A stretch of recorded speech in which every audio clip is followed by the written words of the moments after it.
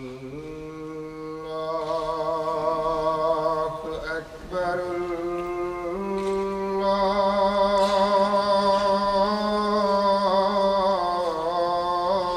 الله أكبر.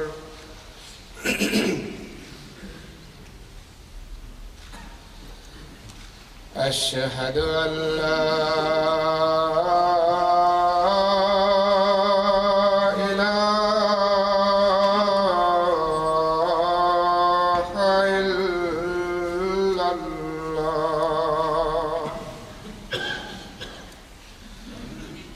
أشهد أن لا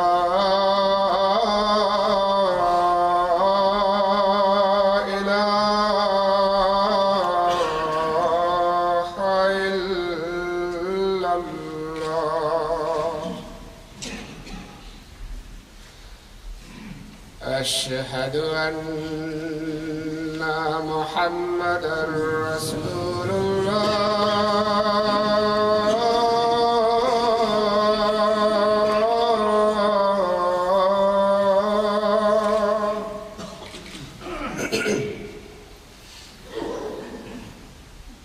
أشهد أن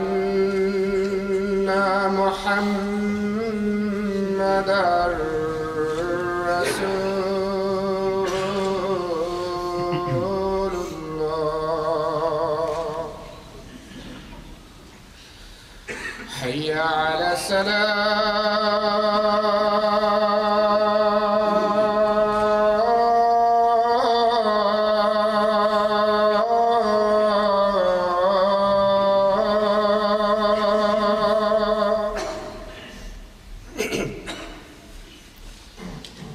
حي على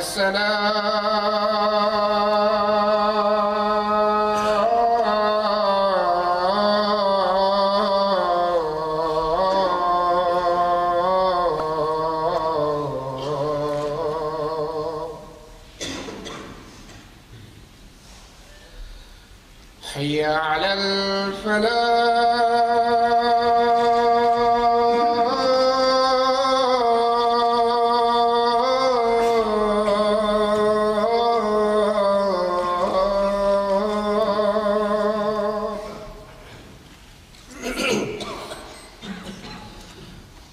حي على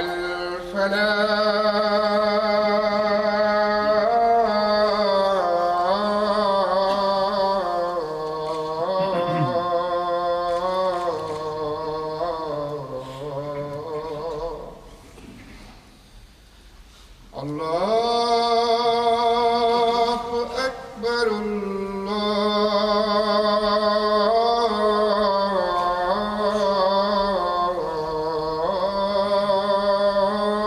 الله أكبر. لا إله إلا الله.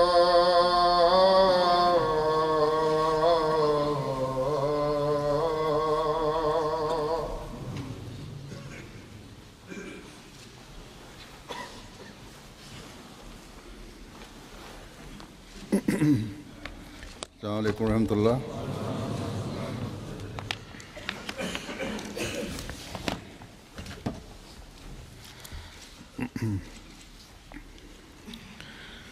أشهد أن لا إله إلا الله وحده لا شريك له وأشهد أن محمدًا عبده ورسوله. أما بعد فأعوذ بالله من الشيطان الرجيم. بسم الله الرحمن الرحيم. الحمد لله رب العالمين.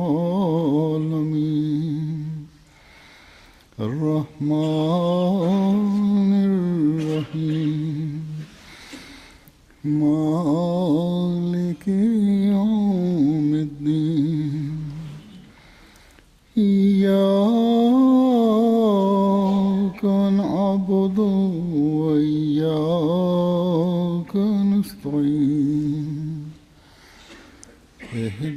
الصراط المستقيم صراط الذين أنعمت عليهم غير المغضوب عليهم ولا الضالين.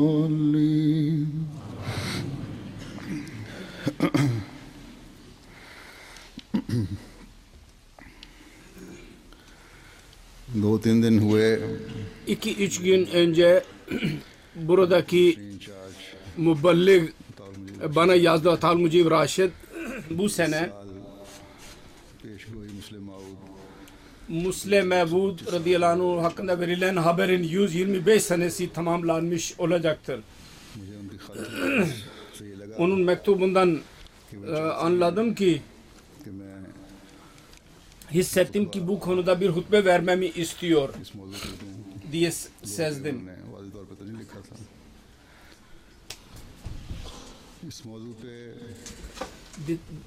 Direkt olarak yazmamıştı. Ses gitti kardeşim. Ses yok. 2-3'e bak.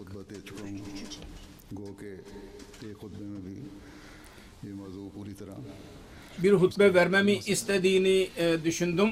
Fakat bir hutbede de tam olarak bu konuyu kapsayabilmek pek mümkün değildir. İlk olarak ben buna meyilli değildim. Sonra Allah-u Teala benim kalbimi buna çekti. Bu çok yüce bir haberdir. Bir kişinin zatı ile ilgili değil bu yalnız. Bu önceden verilen haber İslamiyet'in tekrar dirilişiyle ilgilidir. Ve bu haberin aslı Resulullah sallallahu aleyhi ve sellem önceden beyan ettiği haberdir. Onun için ondan bahsetmem gerekir.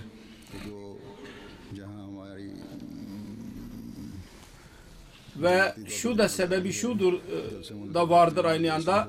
Her nerede celsalar yapılıyorsa cemaat bir hürriyet Allah-u Teala bahşettiyse ve orada bu haberin değişik yönlerini cemaatin değişik konuşmaları beyan etmeye çalışırlar. Ancak Pakistan'da zaten celsa yapılamıyor, yasaktır.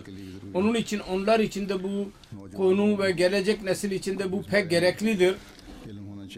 Gençlerin dahi bu konuda bilgiye sahip olması lazım. Yeni gelenlerin de bu konuda bilgiye sahip olmaları gerekir.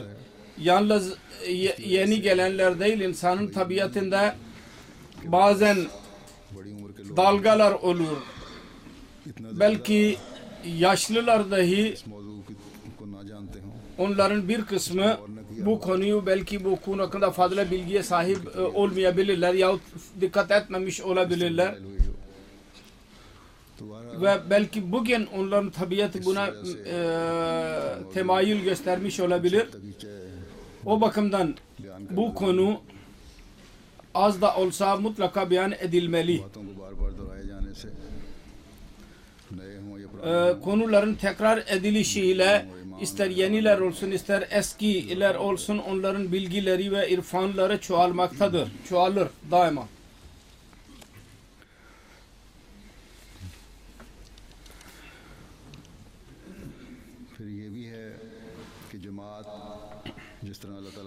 Sonra şu da cemaat Allah-u Teala'nın lütfuyla çok hızlı bir şekilde yayılmaktadır yeni ülkelerde ve yeni yerlerde. Orada konuşmacılar yahut muallimler bu konunun detaylarına vakıf değillerdir. Hz. Mesih Maud Aleyhisselatü Vesselam'ın önceden verdiği haberlerden bilgiye sahip değil tam olarak yahut da tam detaylı olarak beyan edemezler. O bakımdan dahi bunun beyan edilmesini gerekli gördüm.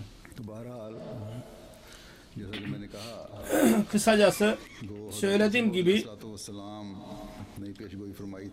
tabii ki Hz. Mesih Maud Aleyhisselatü Vesselam bu haber vermiş idi önceden ki Yüce Allah bana bir oğul verecek. O da Muslih Mevud olacaktır. उसकी बहुत सारी ve onun detaylarında खुसूसी onun बयान फरमाई थी। birçok özelliklerinden bahsetmiş idi. ये पेशगोई तो Ancak हजरत सल्लल्लाहु अलैहि वसल्लम bu haber aslında Hazreti Resulullah sallallahu aleyhi ve sellem 1400 साल bu kelimelerle 1400 sene önce beyan etmiş idi. ईसा इब्न Maryam Yanzilu İsa ibn Meryem'a जो ilal arde feyetezavvacu ve yuladu lehu. जब जमीन पर नज़ूल फरमा İsa Mesih, Meryem oğlu İsa yeryüzüne inecek. Ondan sonra evlenecek ve evlada sahip olacak. Ve biliyoruz, इब्न मरियम की वजाहत bildiğimiz gibi हजरत Meryem oğlu İsa'nın detaylarını Resulullah sallallahu aleyhi ve sellem tayinini diğer hadislerde tayin etmiştir. O kimdir? Bukhari की हदीस है, मुस्लिम ने Bu hadisi vardır. तुमने भी इसको दर्ज किया है।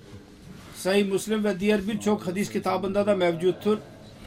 Hazreti Resulullah sallallahu aleyhi ve sellem şöyle buyurdu. Keyfe antum izâ nazal ibn Meryem'e fikum ve imamukum minkum और फ़ाम्मुकुम मिनकुम फ़ाम्माकुम मिनकुम yahut fa ammakum minkum. उसने फरमाया कि तुम्हारी क्या हालत Resulullah buyurdu ki siz ne durumda olacaksınız? मबूस होगा। Meryem'in oğlu sizin aranıza ineceği zaman o da sizin imamınız olacak ve aranızdan olacak. ऐसे होने की वजह से तुम्हारी इमामत Siz aranızdan olmak neticesinde size imamlık yapacak. Bu kelimelerde, rivayetlerde vardır. Bir hadiste şöyledir. Aranızdan kim yaşayacaksa Meryem oğlu İsa'nın zamanını bulacak ve जो सलीब को तो İmam ve Mehdi ve hakem ve adel o olacak. Çarmıhı kıracak ve domuzu öldürecek. Müslim Ahmet bin Hanbel'in hadisidir. जो इस्लाम की İşte bu önceden verilen haber है İslamiyet'in tekrar dirişiyle alakalıdır. हजरत सल्लल्लाहु अलैहि वसल्लम Tabii ki detaylı olarak Hazreti Resulullah sallallahu aleyhi ve sellem'in gerçek aşığı के जरिए से अल्लाह ताला ने दोबारा की ve Mesih ve Mehdi vasıtasıyla Allahu Teala तो आज से onu izah etti. Ancak onun temelini Hazreti Resulullah sallallahu aleyhi ve sellem 1400 sene önce, hatta ondan belki daha fazla bir zaman önce की पेशगोई पर है। Hazreti Resulullah sallallahu aleyhi ve sellem'in kendi haberi üzerinde bunun temeli vardır. कि आप पर इनाम Mesih Muhammed Aleyhisselatü Vesselam'ın önceden verdiği haberler ve Allah-u Teala'nın kendisine ettiği lütuflar Hz. Mesih Muhammed Aleyhisselatü Vesselam'ın yüceliği için değil, aksine Syed व मौला kendi efendisi Seyyid ve Mevla Muhammed Mustafa sallallahu aleyhi ve sellem'in yüce şanını belirtmek içindir. दुनिया में गाड़ने के लिए है, Resulullah sallallahu aleyhi ve sellem'in bayrağını dikmek içindir yeryüzüne. जो हज़रत अलैहिस्सलाम की Bu Mesih Muhammed Aleyhisselatü Vesselam'ın lehinde Allah-u Teala'nın gösterdiği mucizeler aslında हज़रत सल्लल्लाहु अलैहि वसल्लम की शान बुलंद करने के लिए है। Hazreti Resulullah sallallahu aleyhi ve sellem'in şanını yüceltmek içindir. İslamiyet'in diri Allah'ı, diri ताला ने Allah'ı vardır ve diri Resulü vardır. İşte bu sebepten dolayı Allah-u Teala bu haberleri Mesih Muhammed Aleyhisselatü Vesselam vasıtasıyla Allah-u Teala beyan etmiştir. और हज़रत Ahmediyet İslam dışında bir şey yoktur. Ahmet ve Mesih Muhammed Aleyhisselatü Vesselam'dan başka का आशिक कोई नहीं। Hazreti Resulullah sallallahu aleyhi ve sellem'in gerçek aşığı yoktur.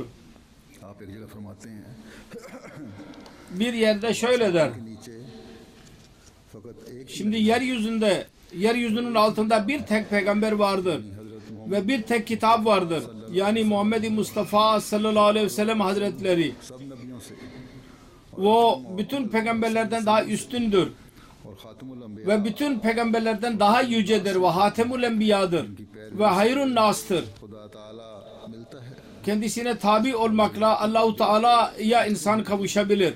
और इस Ve onun karanlık perdeleri ortadan kalkar ve bu cihanda gerçek necatın alametleri belirlenir. हिदायतों Kur'an-ı Kerim bütün doğru hidayetlerle doludur. और मुआरफ Onun vasıtasıyla gerçek bilgiler insanın eline geçer ve beşeri pisliklerden insanın kalbi temizlenir और शहादत ve insan cehalet ve gaflet ve से şüphelerin perdelerinden necat bularak hakkul yakinin durumuna geçebilir. कोई बात Hz. Mesih Maud Aleyhisselatü Vesselam'ın आपके herhangi bir sözünü ele alın. अमल की तरफ नजर कर लें। Mesih Maud Aleyhisselatü Vesselam'ın hayatının herhangi bir hadisesine bakın. Herhangi bir yazısını ele alın. Bütün bunların yönleri Yüce Allah, Kur'an-ı Kerim ve Hazreti Resulullah sallallahu aleyhi ve sellem'e doğru olduğunu göreceğiz. अलैहिस्सलाम ने दुनिया को बता दिया, Hazreti Mesih Maud Aleyhisselatü Vesselam dünyaya anlattı ऐलान किया कि आप ve yüksek sesle ilan etti. अगर Bugün कोई जिंदा मजहब है तो वो इस्लाम। eğer diri bir din varsa İslam'dır o. अगर कोई जिंदा रसूल है Bugün जो खुदा से मिलाता है, diri bir Resul varsa insanları Allah-u Teala kavuşturabilen o da Hz. Muhammed Mustafa'dır sallallahu aleyhi ve sellem. खुदा मिलता है, Ki kendisine tabi olmakla insan Allah'a kavuşabilir. Bugün tam bir kitap varsa और अलाइशों से पाक है। her çeşit şüphelerden uzak olan ve asıl durumda olan ये उलूम व मुआरफ ki हासिल होते हैं, onu okumakla gerçek bilgiler insana nasip olur. यानी Onu okumakla insanın kalbi temizlenir.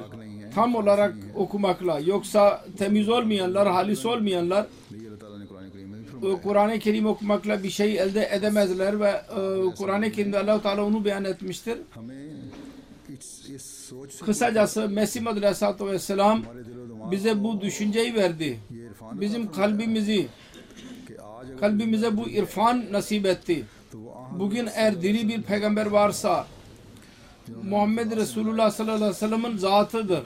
O bizi Allah ile kavuşturdu Allah'a. रहनुमाई फरमाई Direkt olarak Allah-u Teala ile alaka kurmak için bize yol gösterdi. और बंदे Ki kalplerin karanlıkları yok olsun ve kul ile Allah arasında bir alaka kurulsun.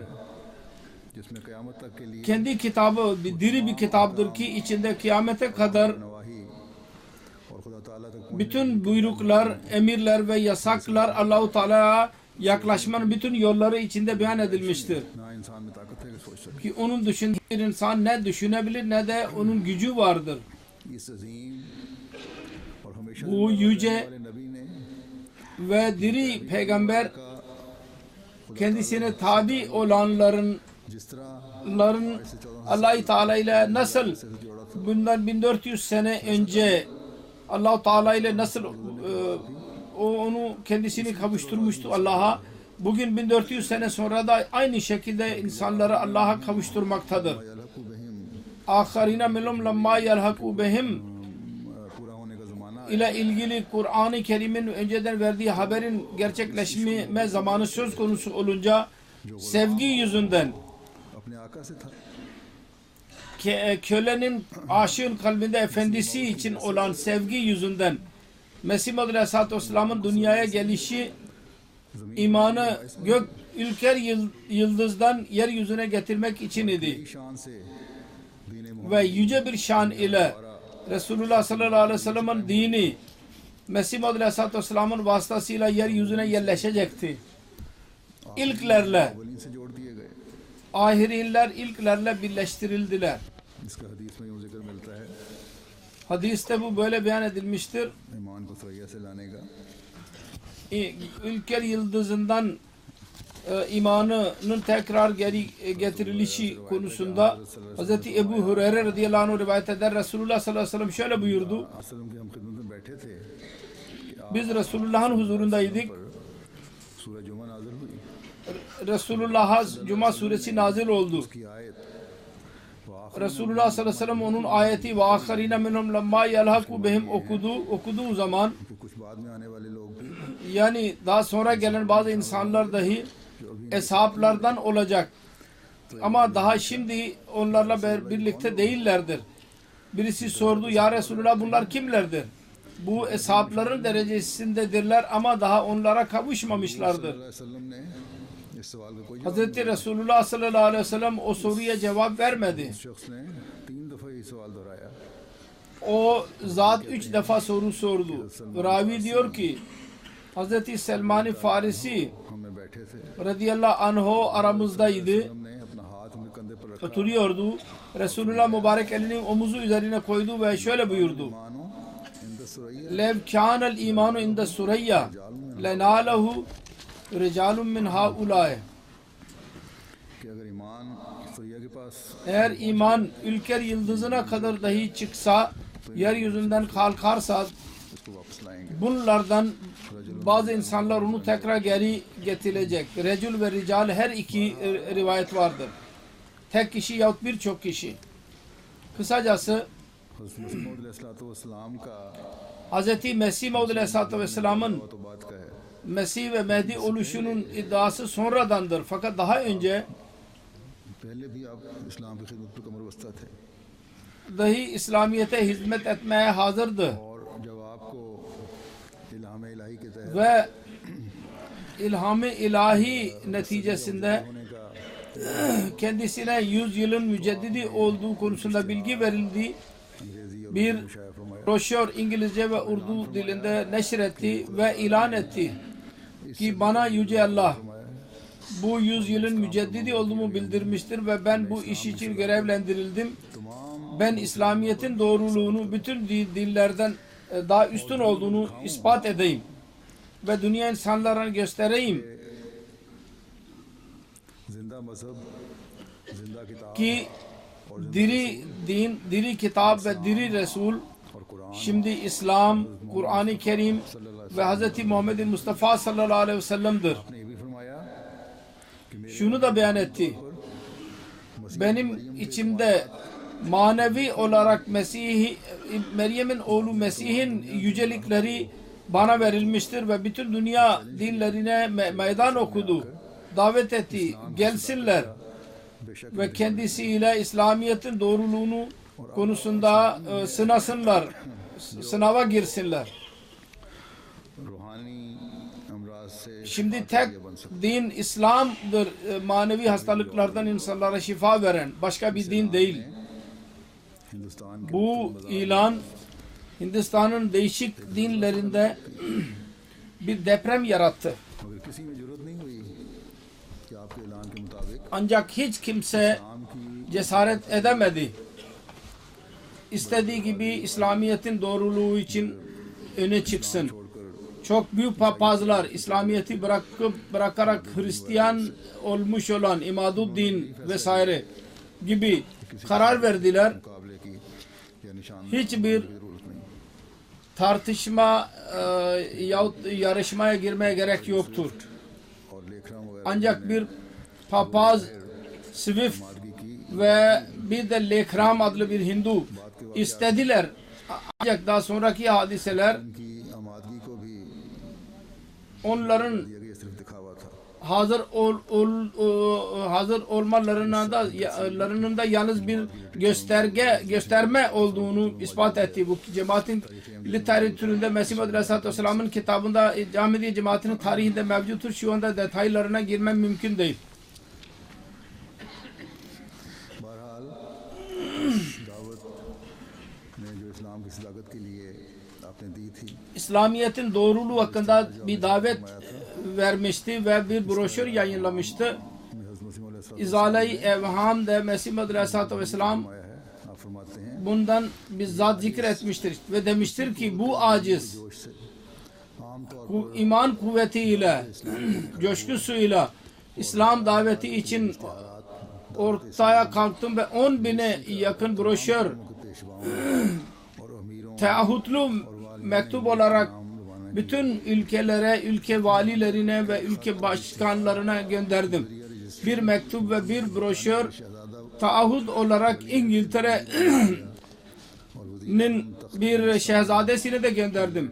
Ve İngiltere Başbakanına da gönderdim. Aynı şekilde Bismarck adlı prens ve diğer büyük emirlere, meşhur emirlere mektuplar gönderildi. Ve bir mektup bunlardan doludur. Ve açıktır ki bu iş iman kuvveti olmadan olamazdı. खुद सदाई के तौर पर नहीं बल्कि हकीकत Ben bunu kendimi methetmek için demiyorum, gerçeği söylemek için söylüyorum. Ki gerçeği arayanlara hiçbir şey gizli kalmasın. बहरहाल Kısacası की İslamiyet'in bütün dinler üzerinde üstünlüğünü yapmaya devam etti. हुए सैलाब को Özellikle Hristiyanların sel gibi ilerlemekte olan o selini durdurdu. नई तहरीक पैदा हुई। Bir çile ibadetine girmek için de bir kalbinde bir istek doğdu. Kadiyan dışına giderek चेला काटने का इरादा किया। ibadet etmeye karar verdi. Çile derler Sufiler. Ve Allah-u Teala ilhamen dedi ki sen Huşyarpur'da senin meselen halledilecek. 1986 को होशियारपुर 21 Ocak'ta 1886 senesinde Huşyarpur'a gitti ve orada Çile adlı ibadete girdi उसी बिशारात आपको दी। ve Allah-u Teala kendisine birçok müjde verdi. तो हुजूर अलैहिस्सलाम ने अपने कलम से 20 फरवरी Ve Hz. Mesih Maud Aleyhisselatü Vesselam kendi kalemiyle 1886 senesinde Siraj-ı Munir adlı के नाम से तारीफ फरमाया। Bar Nişan-ı Rabbe Kadir adlı bir yazı yazdı. O da Riyaz-ı Hind adlı gazete Amritsar'da 1886 1 Mart 86 senesinde yayınlandı. इसमें आपने लिखा Bir zamime olarak bunda yazdı ki हर सह किस्मों की पेशगोइयों में से bu her üç çeşit haberde दर्ज होंगी, यानी तफसील से बाद में रिसाले में दर्ज होंगी। ben detaylı olarak daha sonra yazacağım bunu. Birincisi आज भी benimle ilgilidir. 1886 में 20 Şubat 1886 senesinde बरआए 15 Cemaziyül Avvel özet olarak कलमात इल्हामिया नमूना के तौर पर लिखी जाती हैं कि मुख्तलिफ ilham kelimelerini özet olarak yazıyorum. और मुफस्सल आले में दर्ज होंगी इंशाअल्लाह। Ve detaylı olarak daha sonra yazacağım inşallah. बइल्हाम इल्लाह İlk haber Allah-u Teala'nın ilhamı ile ve Allah-u Teala'nın Rahim ve Kerim Allah'ın चीज़ पर कादिर है। Allah-u Teala her şeye kadirdir. Celle şanuhu ve azze ismuhu bana ilham ile muhatap ederek dedi ki ben sana bir rahmet nişanını veriyorum. Sen benden sorduğum gibi ben senin tezerrularını kabul ettim ve senin dualarını kendi rahmetle kabul ettim ve Huşyarpur ve Ludhiana yolculuğunu senin için mübarek kıldım. और कुर्बत का निशान Kudret, rahmet ve kurbetin bir alameti, bir mucizesi sana verilmektedir. Fazıl ve nişanın mucizesi sana verilmektedir. Fatih ve zaferin anahtarı sana verilmektedir. Ey muzaffer sana selamlar olsun. Allah-u Teala bunu dedi ki मौत के पंजे hayat bulmak isteyenler ölümden kurtulsunlar ve mezarlıklarda bulunanlar dışarı çıksınlar ve İslam dininin şerefi ve Kelamullah'ın mertebesi लोगों पर जाहिर हो, insanlara belli olsun. के साथ आ जाए, Hak bütün bereketleriyle gelsin के साथ भाग जाए। ve batıl bütün pislikleriyle çıkıp gitsin ve insanlar bilsinler ki ben kadirim. İstediğimi yaparım ve onlar inansınlar ki ben seninle birlikteyim. Ve Allah-u Teala'nın vücuduna inanmayanlara Allah-u Teala ve onun Resulü ve onun kitabı ve onun pak Resulü Muhammed Mustafa sallallahu aleyhi ve sellem'e और तकसीब की निगाह से inkar ediyorlar ve yalanlıyorlar. Onlara apaçık bir mucize ellerine geçsin ve suçluların yolu açılsın. Sana müjde verilsin ki bir vecih ve pak çocuk sana verilecek.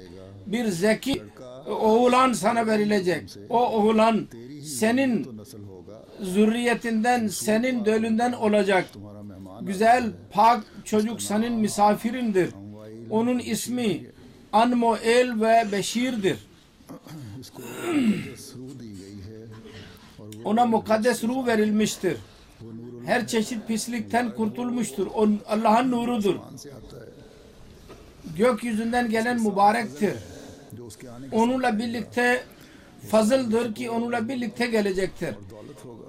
Yüceliğe ve zenginliğe sahip olacak, dünyaya gelecek ve Mesih nefs ve ruhul kadısın bereketiyle साफ birçok insanlara hastalıklardan kurtaracak. Kelimetullah'tır o, çünkü Allah-u Teala'nın rahmeti onun kelime-i temcidiyle göndermiştir. Çok zeki olacak ve kalbi halim olacak. ve zahiri ve batini bilgiyle doldurulacak. 3'ü 4'e çevirecek. Dedi ki ben bunu anlayamadım. Pazartesi mübarek pazartesidir. Güzel bir çocuktur. Mezherul evvel vel ahir, mezherul hakke vel ula vel ala, kannallaha nazala minas sema. Onun inişi çok mübarek ve Allah-u Teala'nın celalini gösteren olacaktır. Nur geliyor, nur. Allah-u Teala onunla razıdır. Biz ona ruhumuzu indireceğiz. Allah'ın gölgesi onun üzerinde olacak. Hızlı bir şekilde ilerleyecek. Esirleri kurtaracaktır. Dünyanın kenarlarına kadar şöhret bulacak ve kavimler ondan bereket bulacaklar ve ondan sonra ruhu kabz edilecek ve kanamr makziya.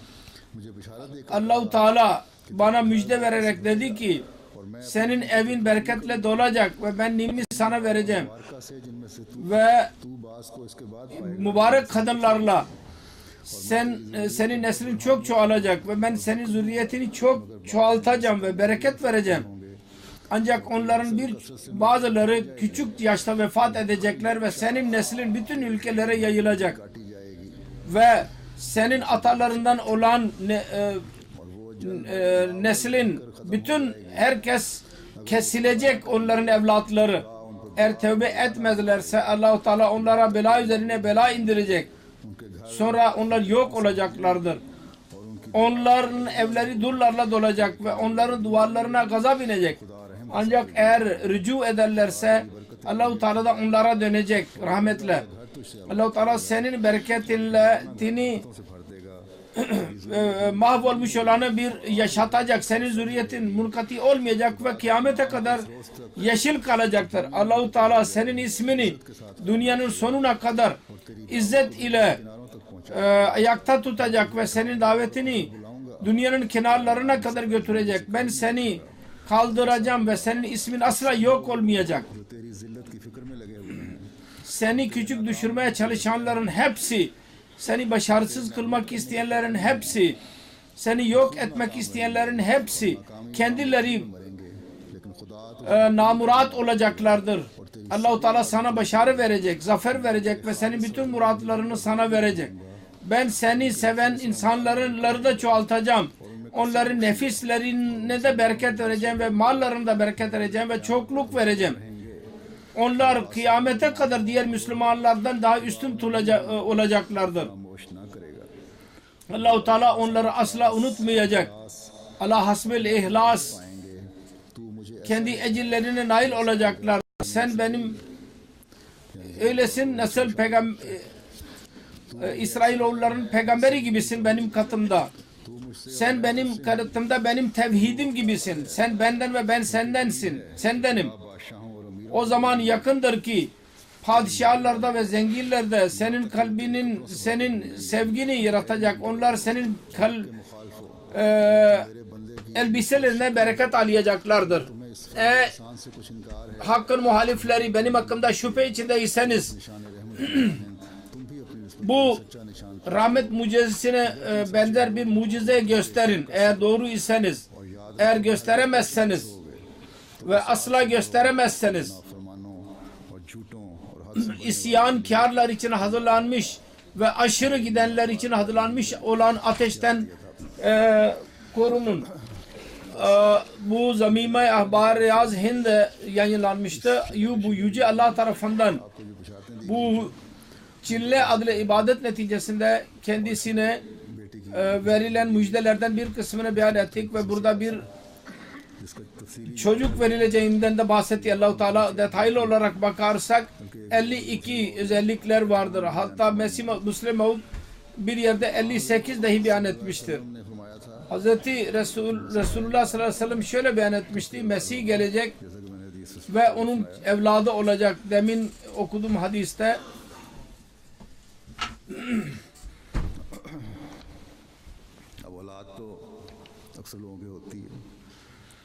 Evlada sahip olurlar.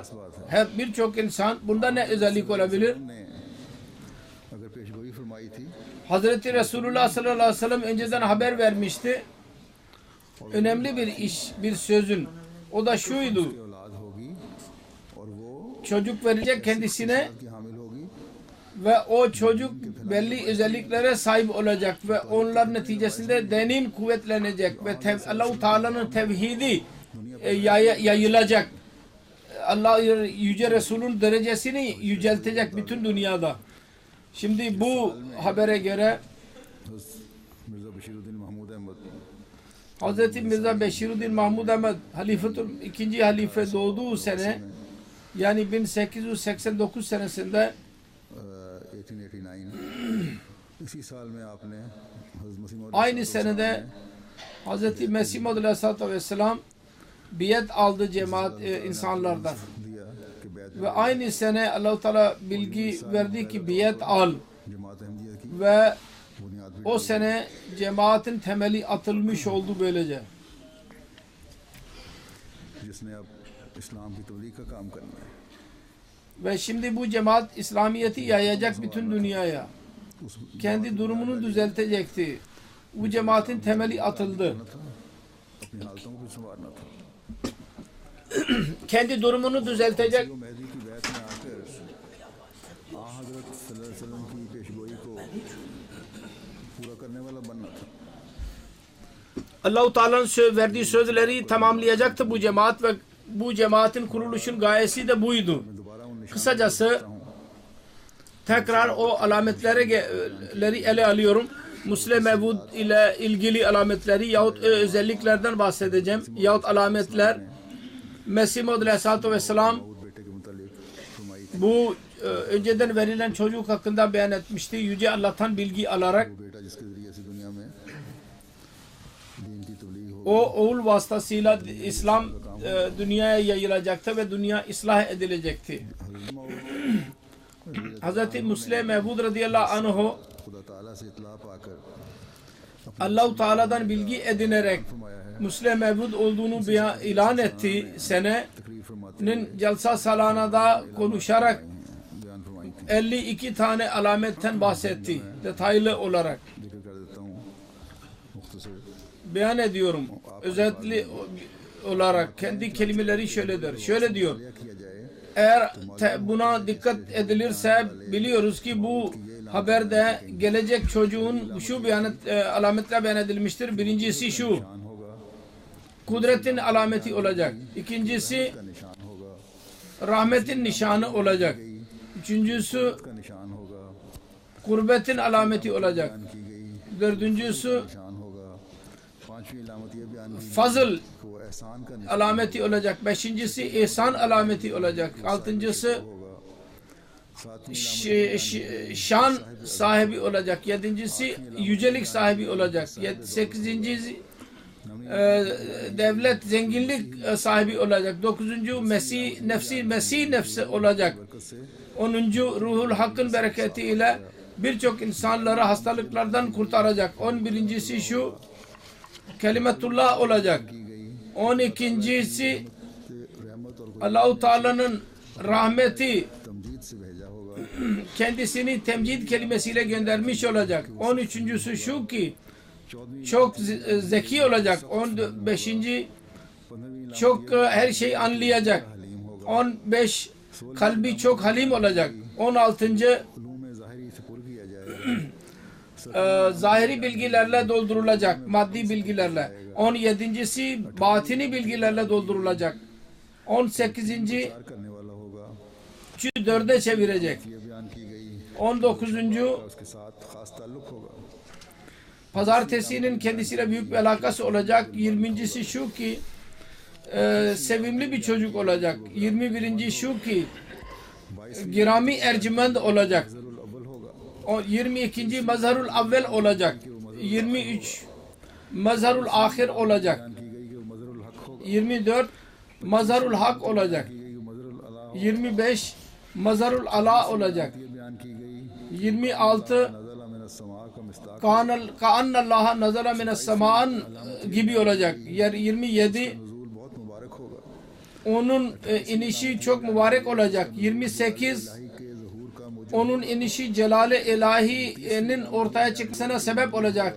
29 şu ki nur olacak. ये बयान की गई कि वो खुदा 30. şu ki ममसूह होगा Allah-u Teala'nın rızasının güzel kokusuyla süslenecek.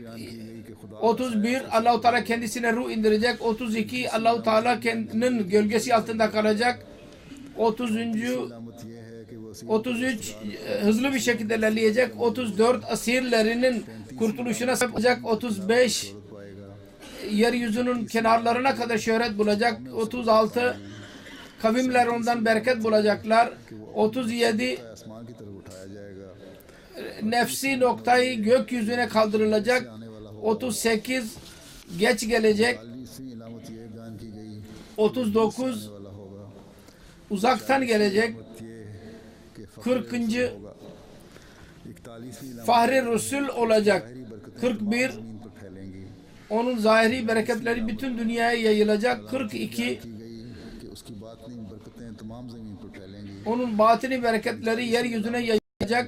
43 तरह उसके बड़े भाई उसकी मुखालफत Yusuf gibi onun büyük abisi kendisine muhalif olacak. 44 Beşirüddevla olacak. 45 शादी खान होगा। 46 Şadi Han olacak. में कबाब होगा 46 Aleme Kebap olacak. की गई हुस्न और एहसान में हज़रत मसीह मऊद अलैहिस्सलाम का नज़ीर होगा। Husn güzellikte Mesih Muhammed Aleyhisselatü Vesselam'a benzeyecek. 48 Kelimetul Aziz olacak. बयान की गई वो कलमतुल्लाह 49 Kelimetullah Han olacak. बयान की गई वो नासरुद्दीन होगा। 50'si Nasiruddin olacak. ये बयान की गई कि वो फातिह 51 Fatihuddin olacak. बयान की गई वो 52 Beşiri Sani olacak. हर एक अलामत İşte bu alametlerdir. Bunlardan her birisi kendi zatında bir konuşma konusu olabilir. Şimdi zamanı yoktur ama alametler bunluydu.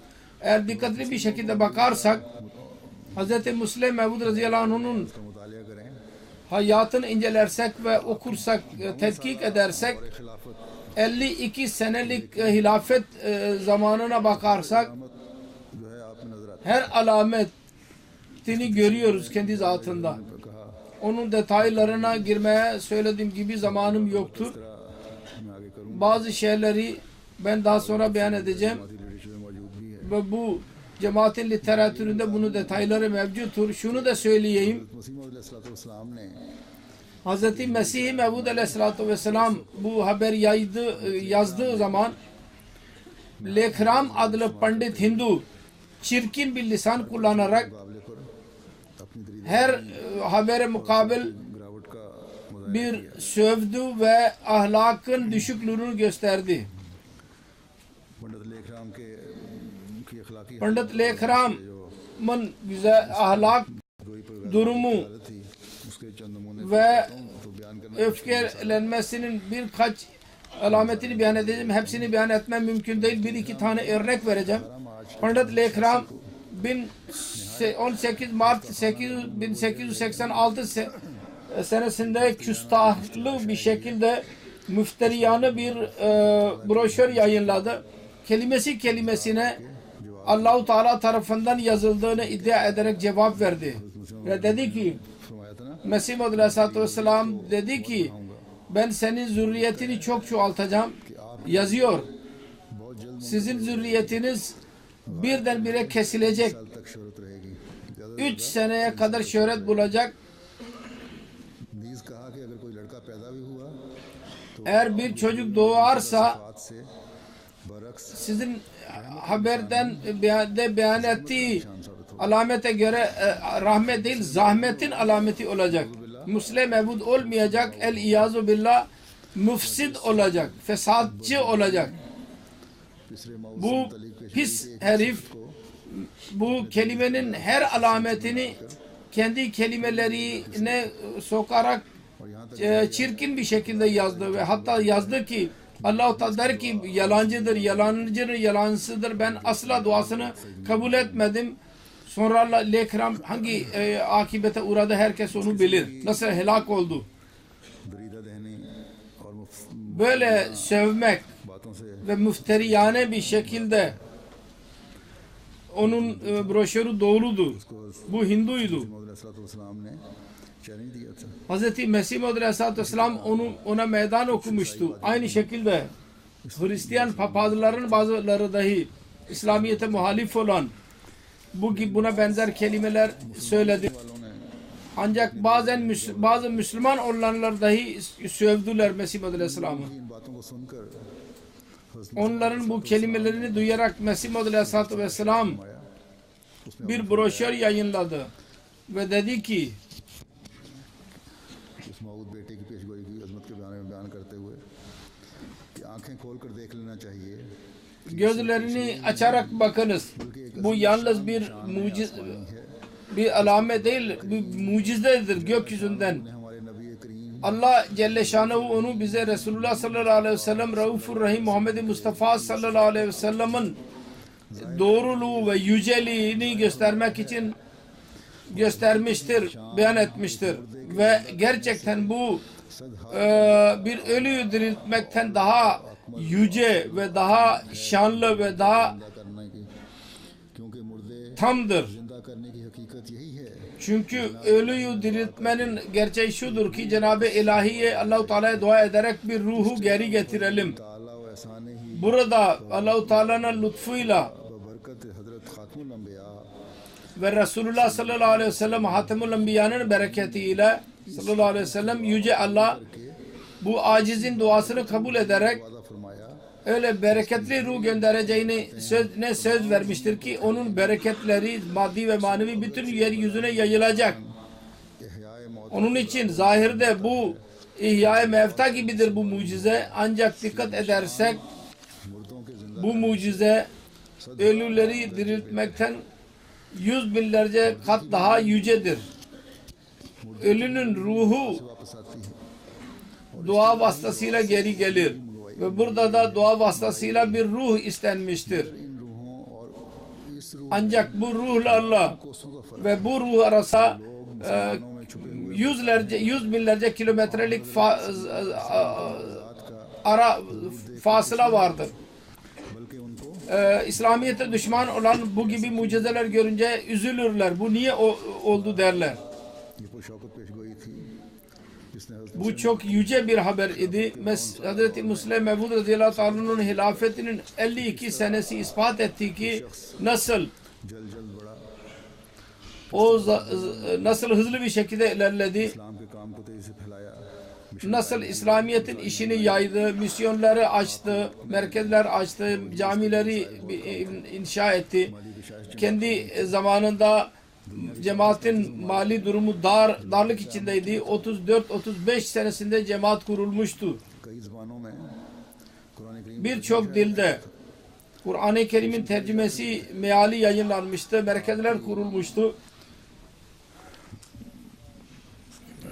इसी तरह जमाती ढांचा जो है Aynı şekilde cemaatin जमाती निज़ाम का ढांचा nizamının रज़ियल्लाहु ने बनाया था nizamı Hz. Müslim Mevud radıyallahu teala anhu zamanında kurulmuştu ve hala devam etmektedir. जब बन ही नहीं सकता था Ve bundan daha güzel bir şekli olamazdı zaten. Aynı şekilde yan kuruluşlar hala vardır. Aynı zaman kendi zamanında kurulmuştu. और फहम का Her iş kendi zeki oluşunu ispat etmektedir. Kur'an-ı Kerim'in tefsiri vardır. Ve diğer bilgisel işler vardır. Kendi bilgileri ये बात नहीं कि पूरा होने का maddi ve manevi bilgilerle dolu olduğunu göstermektedir. यहाँ ये Bütün bunlar. Şunu da beyan edeyim. इस्लाम ने Hz. Mesih Maud Aleyhisselatü Vesselam अपने इस बेटे bizzat kendisi हज़रत मिर्ज़ा Bashiruddin dahi ismi Hz. Mirza Beşiruddin Mahmud Ahmed olan onu Musleh Mevud olarak kabul ediyordu. Hz. Şeyh Muhammed İsmail Sersavi radıyallahu anh कि हमने beyan eder ki ben birçok defa इस्लाम से सुना हुआ है Hz. Mesih Maud Aleyhisselatü Vesselam'dan duydum. कि बार बार सुना Bir defa değil कि आप फरमाया sık sık duydum. कि वो लड़का Şöyle diyordu. उसका पेशगोई में जिक्र है वो Haberde zikri bulunan çocuk Mia Mahmud'tur क्या फरमाया करता ve kendisinden duydum. महमूद इस कदर दीन Kendisi diyordu ki Mia Mahmud'da o kadar din coşkusu vardır ki दुआ करता हूँ ben onun için özellikle dua ederim. हज़रत मुस्लिम मऊद रज़ियल्लाहु अन्हु ने Hazret Müslim Mevud radıyallahu anh इस पेशगोई का मिस्ताक kendisini जब तक खुदा ताला bu haberin mistakı olduğunu iddia etmedi. Allah-u Teala kendisine haber vermedikçe bu uzun bir rüya vardır. Kendisi dedi ki Bu rüyada keşif ve ilhamın dahi parçası vardır. Kendisi gördüydü bu rüya. Onun sonunda diyor, dedi ki ben Allah-u Teala'nın emrine göre ant içerek diyorum ki Allah Teala beni Mesih Muhammed Aleyhisselatü Vesselam'ın önceden verdiği habere göre जिसने ज़मीन benim kendisinin mev'ud vaat edilmiş olduğum benim. O da kendi ismini bütün dünyaya yayacaktı. İşte o çocuk benim ve 1944 senesinde onu beyan etti. Şimdi ben bazı gayri Ahmedilerin के बारे में कुछ kendisi hakkında bazı şehadetlerini beyan etmek istiyorum. गैर अहमदी आलिम Çok gayri Ahmedi bir bilgin ने Mevlevi Semiullah Han Faruki के उन्वान Pakistan kurulmasından önce İzhar-ı Hak adı altında yazdı. को यानी हज़रत मसीह मौऊद अलैहिस्सलाम को इत्तला मिलती है Hazreti Mesih Muhammed Aleyhisselatü Vesselam'a bilgi veriliyor ki ben senin cemaati için शख्स को कायम senin zürriyetinden bir çocuk göndereceğim महसूस करूँ ve ona yakınlık ve vahiy ihsan edeceğim ve onun vasıtasıyla hak ilerleyecek ve birçok insan doğruluğu kabul edecekler. Bunu okuyunuz ve sık sık okuyunuz. पढ़ो और बार बार पढ़ो और फिर ईमान से कहो कि क्या ये पेशगोई पूरी Sonra deyiniz ki bu tamamlanmadı mı? उस वक्त Bu haber önce sunulduğu zaman bugünkü halife daha küçüktü ve Mirza Bey tarafından yani Mesih Muhammed Aleyhisselatü Vesselam tarafından kendisine halife olması için की वसीयत भी न की गई hiçbir vasiyet dahi yoktu. राय आम Halifenin seçilişi insanlara bırakılmıştı. अक्सरियत ने İşte o zaman insanların çoğu Hakim Nuruddin radıyallahu anh hazretlerini मुखालिफिन halife kabul ettiler. Onun üzerine muhalifler मजाक भी उड़ाया bu habere alay ettiler. Sahib की वफात के बाद Ancak Hakim Bey'in vefatından sonra Mirza Beşiruddin Mahmud Ahmet halife seçildi ve bu da gerçektir ki kendi zamanında Ahmediye cemaati öyle ilerlemiştir ki hayret vericidir. Gayri Ahmedi bir molla bunu yazıyor. Sonra diyor ki Mirza Bey bizzat के वक्त में yani Mesih Muhammed Aleyhisselam'ın zamanında Ahmedilerin sayısı çok az idi.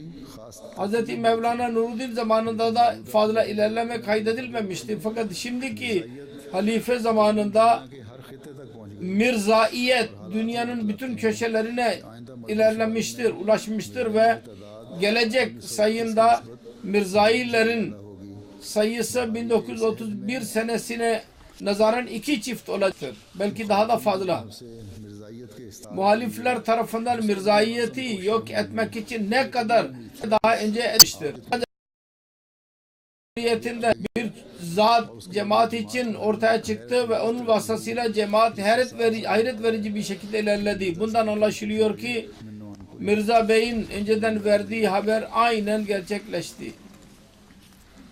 Ve böylece beyan etti bu zat. Hindustan के गैर मुस्लिम Sikh Sonra Hindistan'ın gayrimüslim Sih gazeteci Arjan Singh के मिर्जा साहब Amritsar'dan में जो कि yayınlanmakta olan bir gazetenin müdürü şöyle dedi.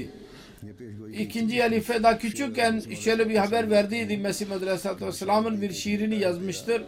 Bişaret di ki ek beta hai tera jo hoga ek din mahbub mera karunga dur usma se andhera dikhaunga ki ek alem ko fera. Bu şiirleri yazdı. Allah-u Teala bana haber vermişti ki sana bir çocuk vereceğim. इत्तला दी ये लिखते हैं बाद लिखते हैं कि ये पेशगोई बेशक Sonra diyor ki bu haber, bu alamet hayret vericidir. 1901 senesinde Beşiruddin Mahmud büyük bir bilgili bir zat değildi. उस वक्त ये कहना Politik olarak da daha yetenekle ortaya çıkmamıştı. O zaman demek senin öyle bir çocuğun olacak mutlaka manevi gücünü işaret eder. Denebilir ki Mirza Bey iddia ederek इसलिए आपको एक bir temel atmıştı. Onun için biliyordu ki जानशीनी का benden sonra benim çocuğumu bana halife olacak. Ancak bu doğru değil. Çünkü की शर्त नहीं रखी Mirza Bey hilafet şartını koymamıştı ki mutlaka kendi ailesinden ve kendi evladından olsun.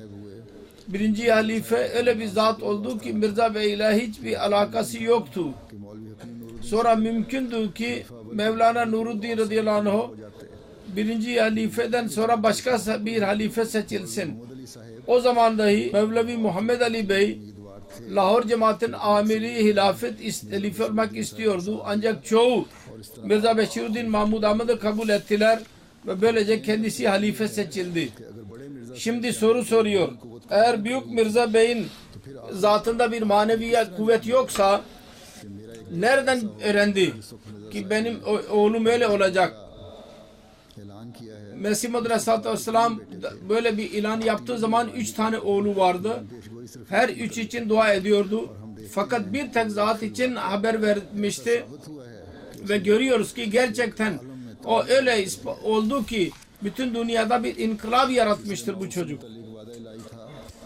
Üstü Mevud ile ilgili önceden verilen haber idi. Ulul azım olacak. Azim sahibi olacak. Ve maddi ve manevi bilgileriyle doldurulacak.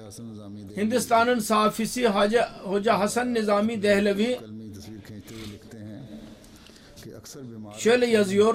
मुस्लिम मौत के बारे में लिखते हैं Müslim Mevud hakkında çoklukla hastadır ama onun hastalıkları manevi konusunda o kendisine engel değil. Bütün muhaliflere rağmen cesaretini göstermiştir. Car फरमाई का खास सलीका रखती है Ve Moğol zatında अक्ल फहम में bir yetenek vardır. Aklı da vardır. Kuvvetlidir. यानी दिमागी Ve कलमी जंग के zihin ve kalem yeteneklerine sahiptir. पिछले मौत के मुतालिक एक अहम खबर यह दी गई थी Sonra Pisri Mevud hakkında bir haber verilmişti ki esirlerin kurtuluşuna sebep olacak. उसने इंसानी Bu haber nasıl yayınlandı? İnsanı hayrete düşürdü.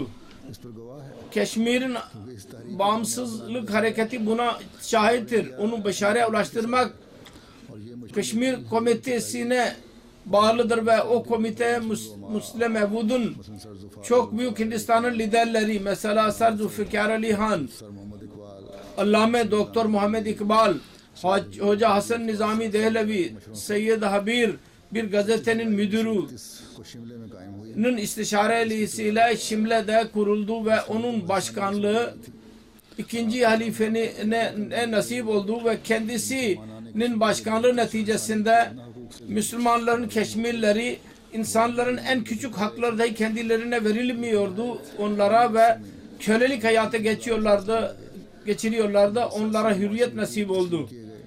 Onların politik hakları kabul edildi. İlk defa orada bir meclis kuruldu ve orada onlara temsilcilik bahsetti. O zaman Müslüman matbaası kendisine metiyeler yazdılar. Kashmir की हालत नाजुक थी और इस Keşmir'in durumu kötü iken खिलाफ अकायद के बावजूद Hazreti o devirde kim Mirza Bey nasıl başkan seçildiyse onlar en güzel bir zatı seçmişlerdi.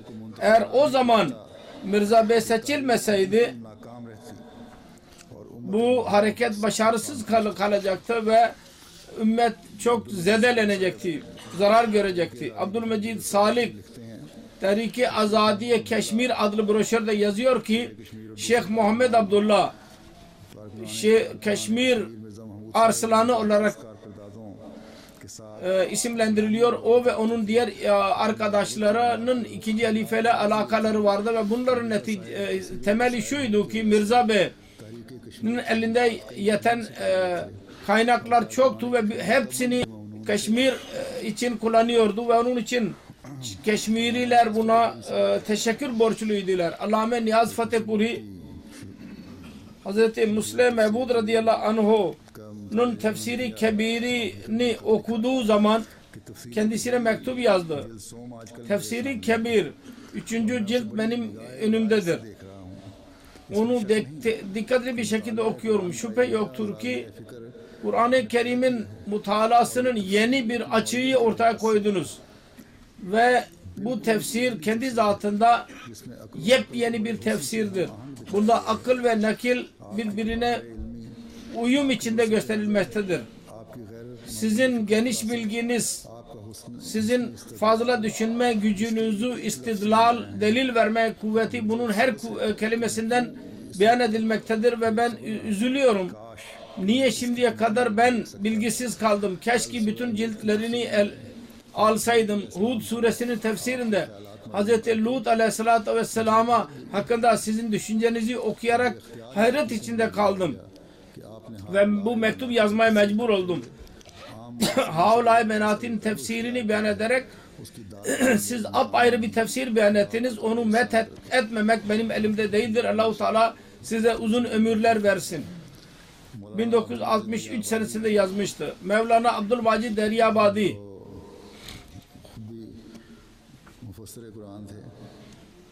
o da müfessir-i Kur'an müfessiriydi. Tefsir yazarı. Sıdk-ı Cedir gazetinin müdürüydü. Vefatı üzerinde yazdı ki Kur'an ve Kur'an bilgilerinin bütün dünyaya yaymak, İslamiyet'i bütün dünyaya yaymak için nasıl kuvvetli bir şekilde uzun hayatı boyunca çaba sarf ettiyse Allah-u Teala kendisine en iyi şekilde mükafatlandırsın. Kur'an bilgilerini nasıl o temsilcilik ettiyse onun da çok yüce bir mertebesi vardır. Özet olarak beyan ettim. Bu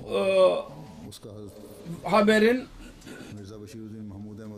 ve Hz. Mirza Beşiruddin Mahmud Ahmed II. Halife radıyallahu anhu hakkında tamamlandığını göstermek için bilgisel işleri öyledir ki dünyaya yepyeni bir yön vermiştir. Birkaç örneğini sundum. İnsanlar onu kabul etmişlerdir. İktisat, siyaset, din, maneviyat bütün konularda her ne zaman kalem kullandıysa yahut konuştuysa yahut cemaat Resulullah'ın ümmetine yol gösterdiyse hiçbirisi kendi geniş bilgisini, zeki oluşunu ve maneviyattan etkilenmemekten kalamamıştır. Müslim Mevud idi. Dünyanın ıslahı için Allah-u Teala kendisini göndermişti. Orada manevi, ahlaki ve her bakımdan ıslah söz konusuydu. Söylediğim gibi 52 senelik zamanı, hilafet zamanı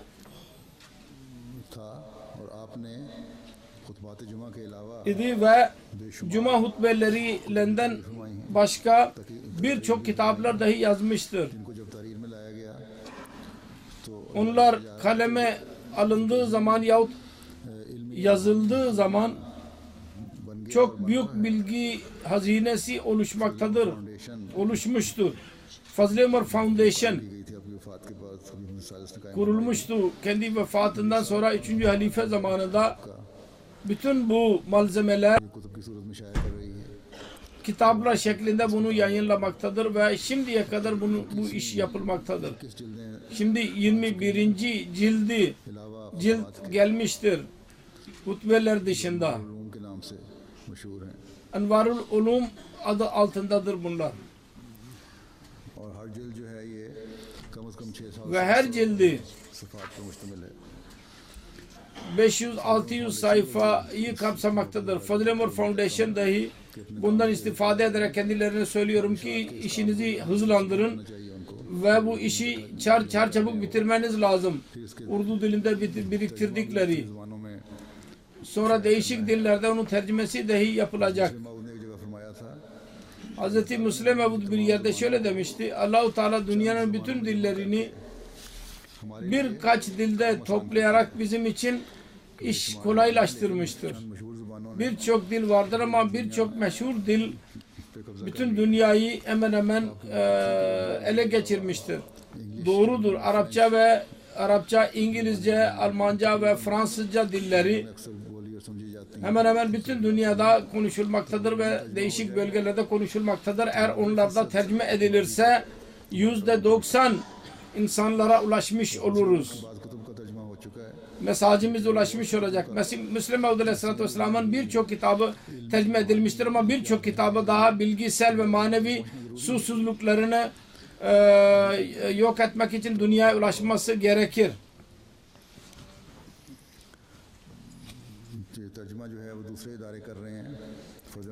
Şimdiye kadar diğer insanlar onu tercüme yapmaktadırlar fakat asıl görev Fazl-ı Ömer Foundation görevidir. Eğer eskiden yok ise de şimdi ben bunların dikkatini çekiyorum çünkü cemaatin diğer kuruluşları Hz. Mesih Maud Aleyhisselatü Vesselam'ın kitaplarına dikkat edecekler ve mümkün olduğu kadar yapıyorlar da.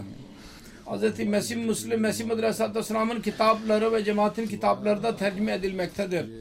Kısacası अपने काम में Fazıl Ömer Foundation dahi पैदा करनी चाहिए। işini genişletmeli ve hızlandırmalı. इन किताबों के तर्जुमे ना होने की वजह से मुस्लिम मौत के Bu kitapların tercüme edilmeyişi neticesinde Müslim Mevud radıyallahu teala anhu hakkında नकल करनी अपने नाम से तर्जुमा करके शायद hırsızlık yaptılar. Kendi kitaplarını kendi adıyla yaydılar. एक हमारे मुरब्बी Şimdi Arapça masasının bir mürebbisi bana yazdı, anlattı. Minhacü Talibin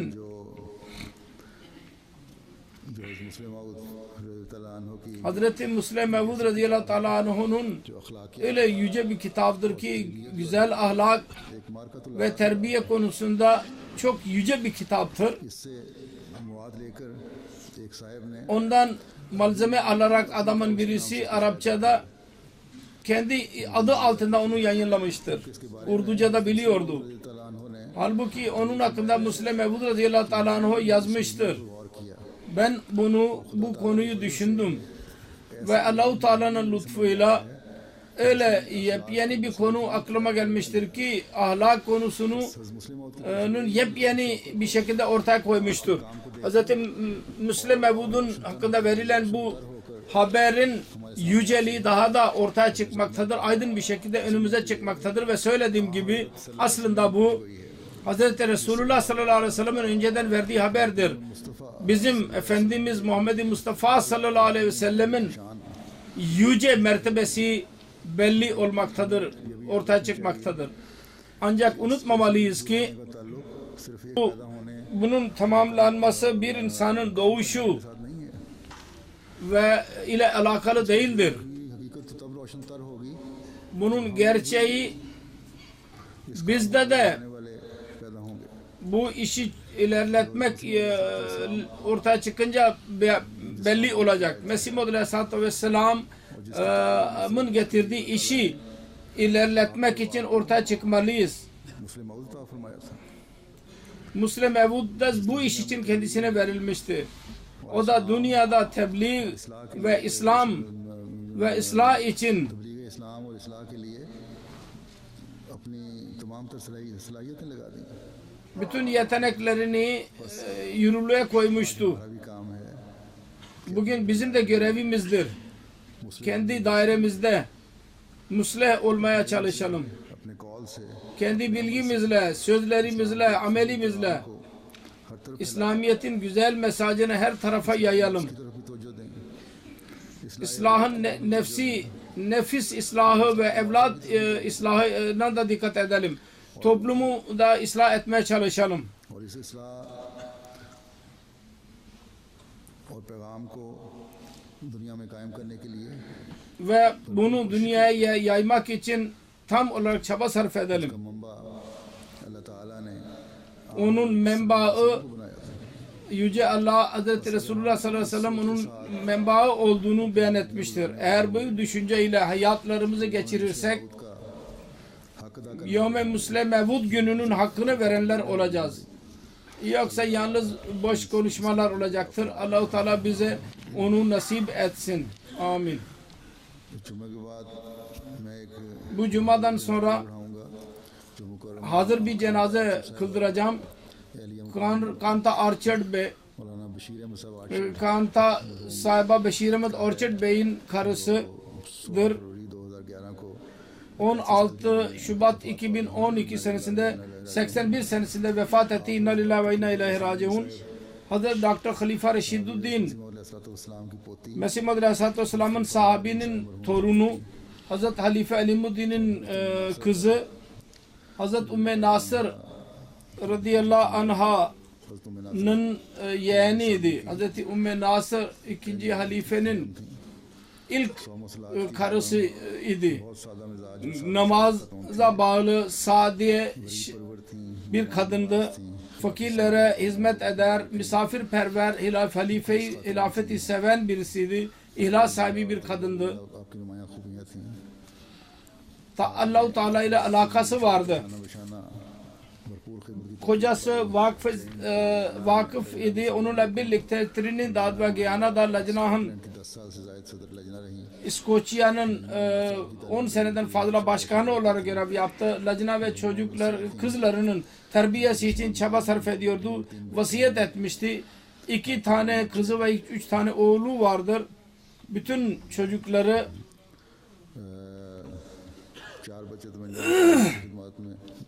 4 çocuğu biliyorum cemaate hizmet etmektedirler. काफ़ी हद तक जमाती खिदमत करने वाले हैं।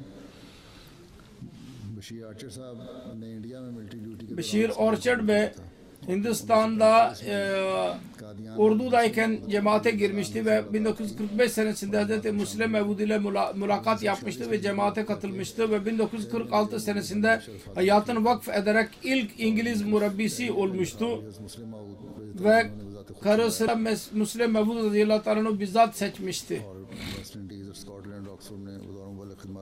West Indies, İskoçya, İngiltere'de murabbi oldu. Ahmedi olunca Musleh Mevud radıyallahu anh dediydi.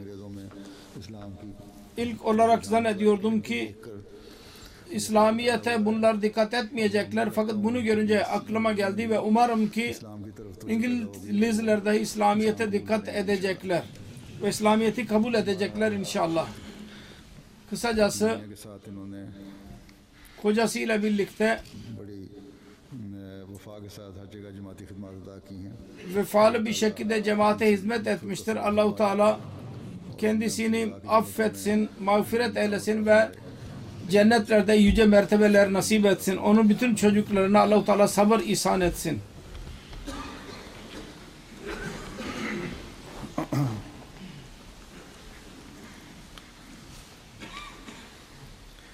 Elhamdülillah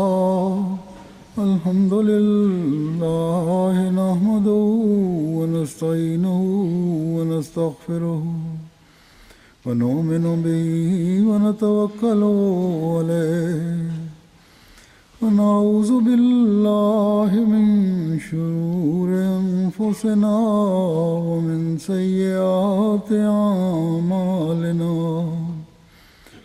من يهده الله فلا مضل له ومن يضلله فلا هادي له ونشهد أن لا إله إلا الله ونشهد أن محمدا عبده ورسوله عباد الله رحمهم الله إن الله يأمر بالعدل والإحسان وإيتاء ذي القربى وينهى عن الفحشاء والمنكر والبغي يعظكم لعلكم تذكرون اذكروا الله يذكركم وادعوه يستجب لكم ولذكر الله أكبر. ये जनाजा क्योंकि हाजिर है इसलिए नमाज के बाद मैं बाहर जाऊंगा। जनाजा पढ़ाने के लिए अब आप यहीं सफ़ों में खड़े रहें।